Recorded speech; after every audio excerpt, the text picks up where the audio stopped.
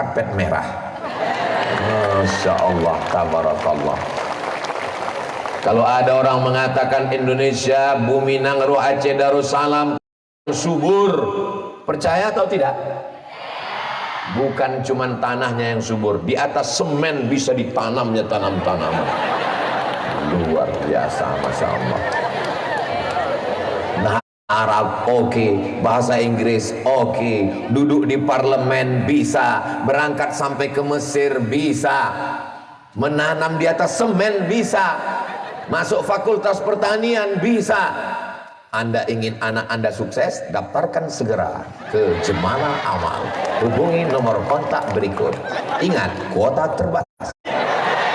Sebelum tanggal berikut ini, anak Anda yang paling pintar, anak Anda yang paling cerdas, daftarkan segera.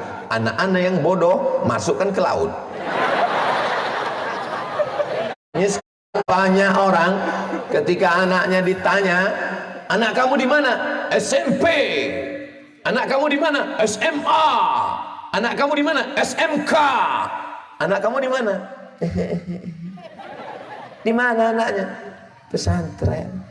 Kenapa tidak pede menyebut pesantren? Burung-burung pun ingin mendapatkan berkah. Mudah-mudahan burung itu tidak buang air kecil dari atas. Kenapa malu punya anak di pesantren? Bapak Ibu wali murid bangga tidak punya anak di pesantren Jemala Amal? Bangga. Apa yang mau dibanggakan? Belajar di SMP, pelajarannya fisika, kimia, biologi,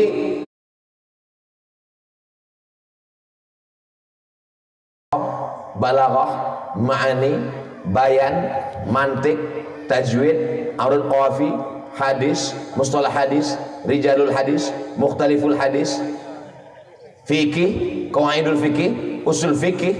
Mana paten?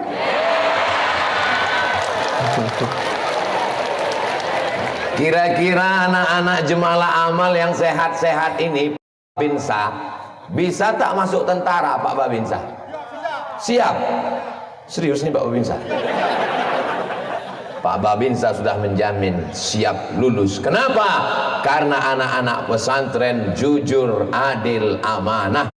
Karena anak-anak pesantren bisa hidup mandiri. Coba kalau di rumah, pagi bangun ya anak,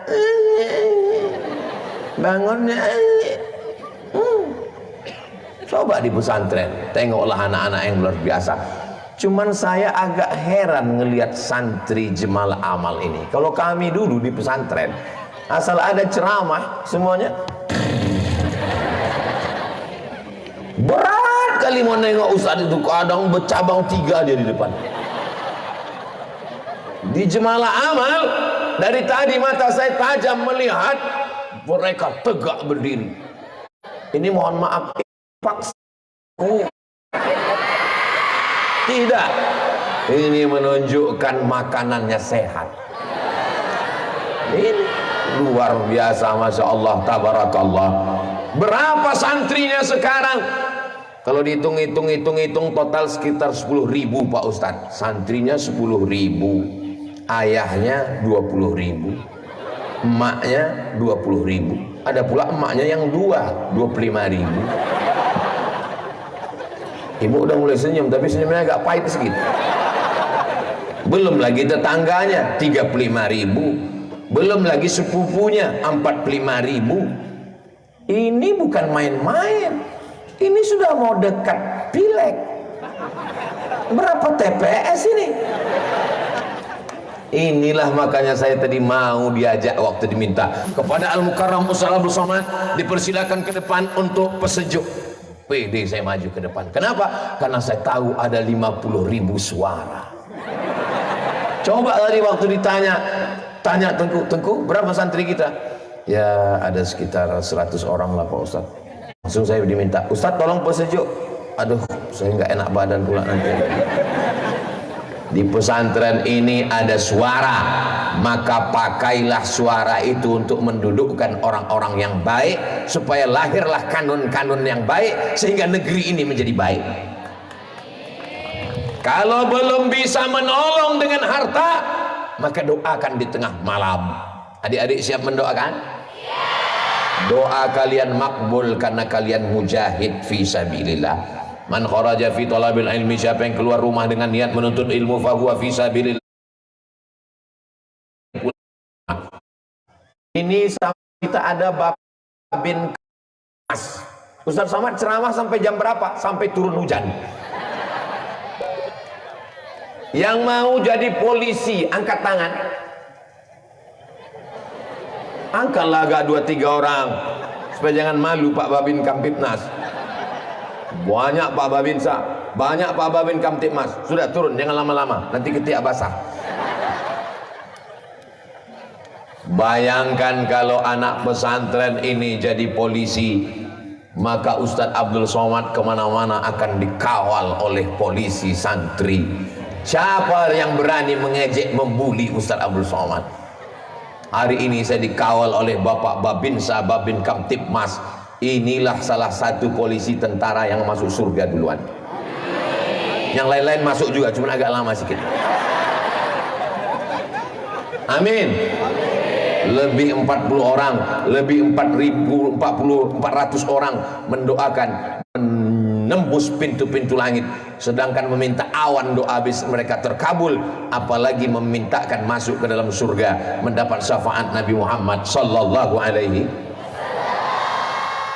Anak ibu, Ustaz kalau nunjuk ibu janganlah pakai tangan kiri. Anak ibu, Ustaz kalau bicara ibu janganlah suaranya keras. Anak ibu dirusak oleh game online, dirusak oleh judi online, dirusak oleh bini online, dirusak oleh pinjol, dirusak oleh PlayStation, dirusak oleh aliran sesat, dirusak oleh handphone, dirusak oleh gadget, dirusak oleh Instagram, miligram, telegram, kilogram. Siapa yang bisa menjaga anaknya?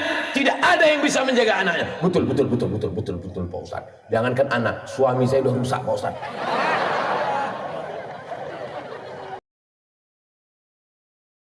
Amal. Allahu Akbar. Kenapa Ustaz sebentar-bentar sebut jemalah amal sebut? Itu saya atur. Dia setiap 10 menit sekali saya sebut. Iklan itu memang begitu dia. 10 menit jemalah amal, 5 menit anggota dewan. Nah gitu udah saya atur.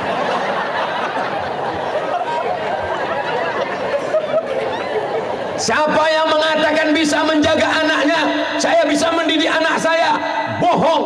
Kenapa Ustaz tahu? Saya nggak bisa. Keponakan saya, anak adik saya mesti masuk daya, masuk. Anak saya mesti. Kenapa? Karena saya tidak sanggup. Saya ini suara aja kalau ceramah berapi-api, hati saya lembut, Beb. Lembut. Saya kalau nengok anak saya, keponakan saya main handphone, nggak berani saya melarangnya. Kenapa? Saya pun megang handphone juga. Jadi caranya bagaimana? Masukkan ke pesantren, ke dayah. Di dayah jemalah amal boleh main handphone? Terjaga. Suami kalian, Bu, kalau main handphone, masukkan ke jemalah amal. Istri kalian, Pak, kalau handphone terus siapa lagi? Ibu tenang, saya cuman mancing, nggak ada berani mereka ini. Mereka ini semuanya persatuan suami takut istri. Betul kan Pak? Alah malu pula. Ustaz, teman di luar itu no.